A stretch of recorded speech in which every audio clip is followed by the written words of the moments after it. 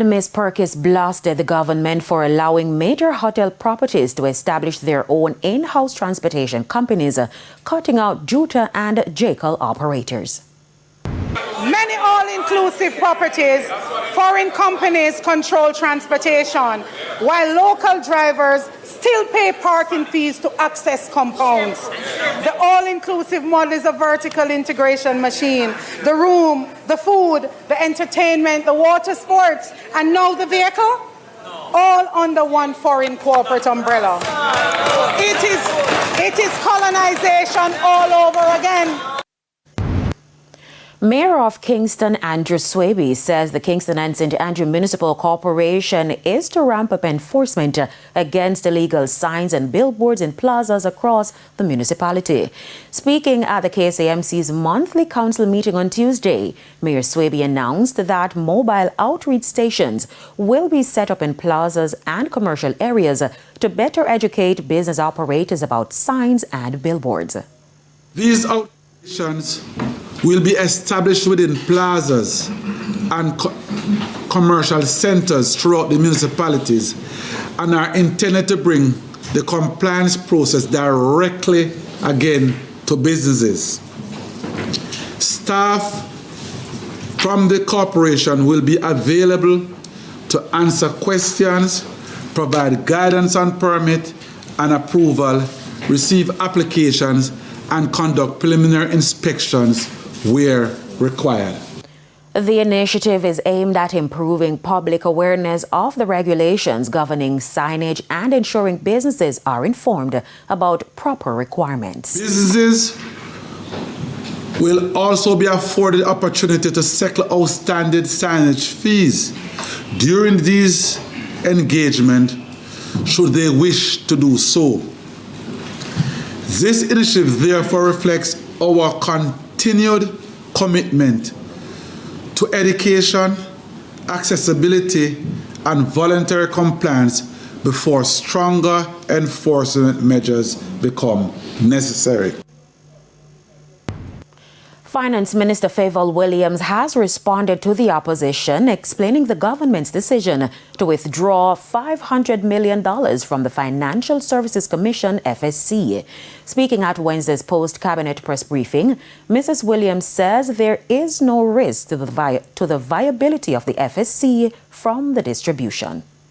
From time to time and based on government's revenue requirements, the financial sector may request distribution of surpluses, reserves, or financial investments in excess of requirements for working capital from self-financing agencies.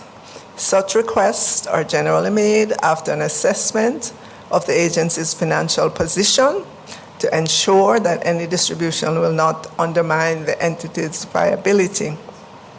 Based on the strength of the FSC's balance sheet, and based on the projections of the institution, both the FSC and the ministry had a joint understanding that the $500 million distribution would be granted. Additionally, the ministry had committed then to ensuring that we remain in close contact with the FSC. Of course, we always will. And in the case of any financing needs from the FSC, we stand ready, and we did put that in writing. And it's time for a break. Do stay with us. More stories and we return.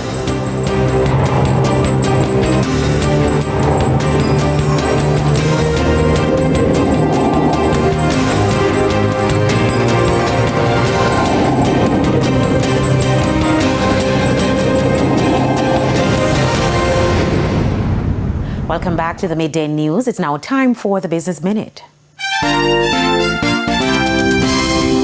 Labour and Social Security Minister Pernell Charles Jr. says the Jamaica Productivity Centre will be the focal point of national efforts to improve productivity as the country seeks to raise output relative to input. Speaking on Radio Jamaica's Real Business program, Minister Charles said the centre, which operates within his ministry, is already undertaking significant work toward the development of a national productivity index. He said the initiative will also involve education and training to to ensure productivity is understood not as a buzzword, but as a practical tool to drive economic growth while helping to contain inflation. And further afield, inflation is expected to top 4% for the first time in 3 years, driven by a war-related spike in oil prices. Financial experts anticipate the May Consumer Price Index will show a 0.5% monthly increase, pushing the annual rate to 4.2%. Fast rising prices are already outstripping Americans' paychecks and driving up the cost of everyday goods. The official report drops Wednesday morning at 8:30 Eastern. And that's it for the Business Minute. I'm Aaliyah Bryant. Thank you, Aaliyah. And here's a preview of what's coming up in this evening's health report. In this evening's health report, we look at testicular torsion. Now, because the blood supply to the testicle is at risk because of a twist that occurs in the spermatic cord, one needs to have surgery done in the earliest possible time. And we don't even wait for ultrasound in these patients most times. It's a clinical diagnosis where the patient comes in with the history that I've mentioned. When you examine the testicle, it is pulled out of the scrotum. It may be somewhere in the groin as well. That's the health report in Primetime News at 7.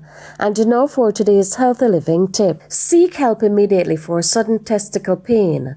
Do not wait for the pain to settle on its own. Go to an emergency department right away, and early treatment can save the testicle. Time now for the top stories from around the world. In the region, the Barbados government is moving to establish dedicated gun courts to fast-track firearm cases and reduce a growing backlog amid rising gun violence. Legislation before Parliament would create a firearms division of the High Court, with one court handling new cases and another focused on clearing older matters.